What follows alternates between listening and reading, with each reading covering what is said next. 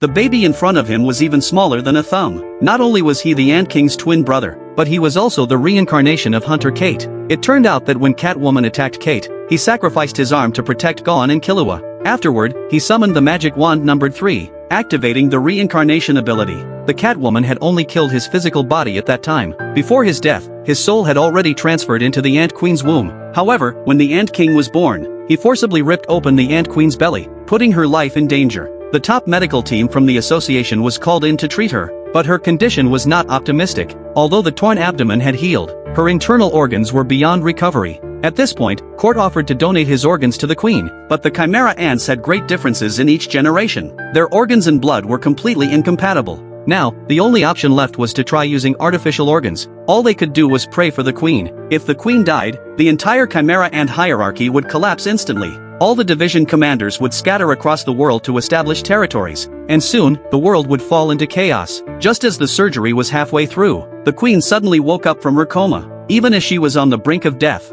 the queen's thoughts were still on the Ant King. Court didn't reveal the truth about how the Ant King devoured his own kind. Instead, he lied, claiming that the Ant King had gone out to find medicine for her wounds. But the queen knew her time had come. Her only regret was not being able to see her child. Before she died, she gave the Ant King a name, meaning the light that illuminates everything. She hoped Court would tell the Ant King the name, and with that, she passed away with regret. Court was heartbroken, but then, he noticed a faint life fluctuation from the queen's body. Carefully, he extracted the tiny life, and it was a baby smaller than a thumb. When the tiny baby let out its first cry, Court couldn't hold back his emotions anymore. He swore to protect this child and ensure it grew up safely. Just then, old Mo lifted his pipe and pointed it at Court, seriously asking, "Can you swear that you and this child will never eat humans again? If not, you better take this child and disappear from my sight. But if you can swear, I'll make sure no one harms you, as long as I'm alive."